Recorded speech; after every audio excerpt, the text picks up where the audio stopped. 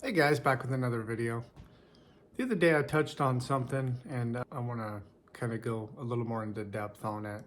And it's in the beginning, I don't want you guys to get too worried about the how, the why, and the when. I really want you just to become aware of some of the things I'm talking about and start utilizing the bare minimum of an understanding, because I've really found it's not a bad thing, but it really prolongs people's growth when they get obsessed with gathering too much information on every little thing, right? There's so many things going on, from thought to feeling to your paradigm to the connections you've made in your brain to your attitude to spirit, your five senses.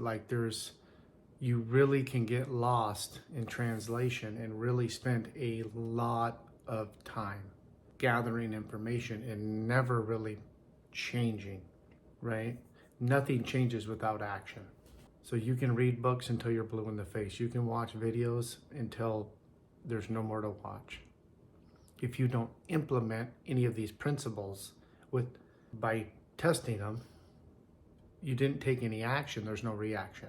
And I know it all stems into the paradigm of, well, I need to know more. And most people have this paradigm.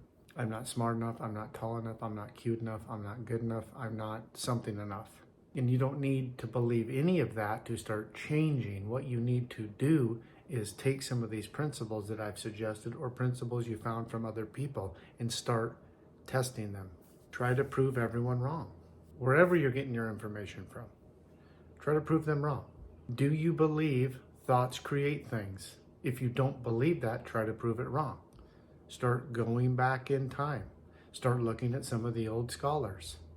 Right? This is the thing I hear all the time. Oh, this is new thought. This is new age. This is not new thought. This is original thought from 3,500 years ago. Right? But we've lost all of that. Right? We've been taught that we're individuals and we're humans and we're not very powerful, and that we're, the whole concept of all of this. I'm not trying to get up on a rant. I'm going to get back to the point, but right. In the beginning, you need to start testing things and implementing things. This is how you understand change. That's why I created the journal, because it forces you to write out every day. And as you're writing out every day, you're taking action.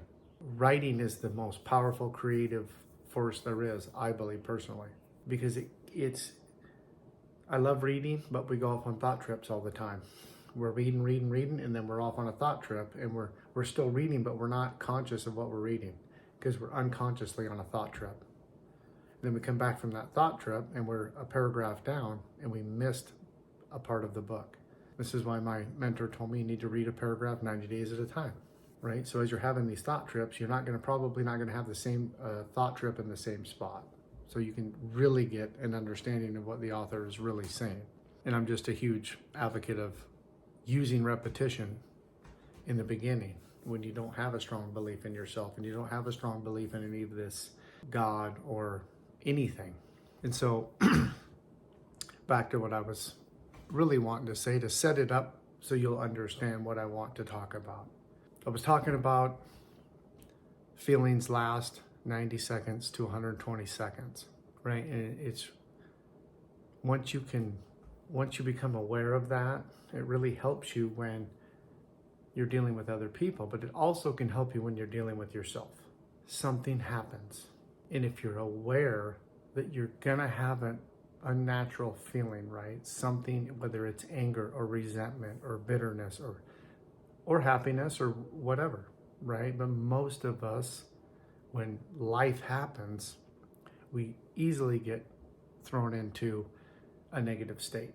And if you're aware enough to know this is only going to last 90 to 120 seconds, I just need to not give it any more energy. I need to just let this thing wash over me. Whether that means you need to walk outside and get away from everyone, or you need to lock yourself in a room, whatever it is, right? And let that thing wash over you. And then you can respond to it. This will save you so much time and trouble in life. Just this one thing. right? We got to quit compounding life that happens to us. Something happens at your job, and then you compound it by reacting. You want to be right. You let the ego crop up, and you want to prove your point to someone or stand up for yourself, right? And I'm asking you to be a kung fu master and let that person just throw their Chinese stars at you, and you just weave and bob until that emotional wave is gone out of them. They will calm right now like a little child, and you can guide them right to where you want to go. It is the most amazing thing. But if you fall victim and don't change that habit and just always react to everything that happens, this is why I'm always like, right. Watch. Just watching other people and sitting back, you can see so many similarities of who you are and how you act, right? You go out with your friends, and a couple gets in an argument, and you can see what exactly is going on. He said something, then she said something back, then he said something more, then she said something back, then pretty soon it's a heated battle, right? And you can start becoming aware, holy smokes, if she just wouldn't have reacted, if she wouldn't have said anything, he would have just and calmed right down. But we let our ego get in the way. We want to be right. We want to stand up. We don't want to feel like we're losing the battle, right? So you're willing to win the war, but you lost the battle, right? And most people are in this paradigm. They always want to win. They want to win the argument. They want to prove the point. They want to prove that they know more than you. Whether it's political, spiritual, with money, everyone has this where they want to prove that their belief is the true belief, and it's the only belief, and it's the correct belief. This will save you so much pain and misery, I promise you. So you really have to become a kung fu master and pay attention and work on this, right? And in the beginning, sure, you're not going to always, right? Someone's going to say something, you're going to react, right? But over a little period of time, you can really start to get to where you don't fall victim to that, and everything changes for you. Pretty soon people just quit. They don't even want to. There's no negativity around you because you're not expressing any negativity, right? So 90 seconds to 120 seconds. And I really want you guys to really, right? We're really getting along in this journey, and you've done quite a bit of things, and you're still adding some stuff to your arsenal, right? And as you're going along, you start to understand what works for me, what doesn't work for me, right? And then you start condensing down your own little daily blueprint of how do you get into peak state first thing in the morning? What's your morning routine, right? You start to figure out a morning routine. What really works for you? And then that's your morning routine. And then as you're going through the day, you start checking in on yourself. How am I doing? Have I stayed the course? Have I fallen off course, right? And once you just start living one day at a time, right? My main channel is 90 days at a time, because once you condense your year down to 90 days at a time, so much changes in your life. You just accomplish so much more. And now we start breaking it down to just, if today I can just be the best me I can be, right? In that repetition and compounding over 90 days, if you're the best you can be every day at a time, one day at a time, for 90 days, you're going to really see your whole life changes. So many things change, right? And so if you're filling this journal out correctly, and you're actually writing down every week at the end on Sunday, how did you respond to life? What changes have you noticed?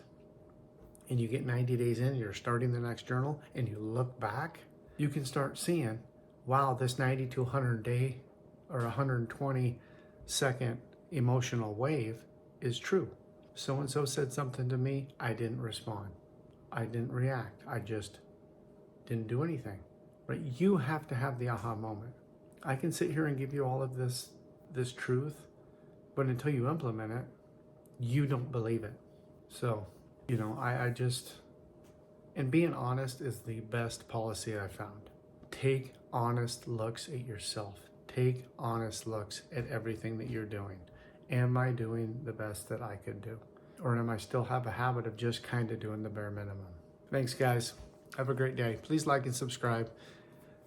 90 seconds to 120 seconds. It's how long an emotion lasts, right?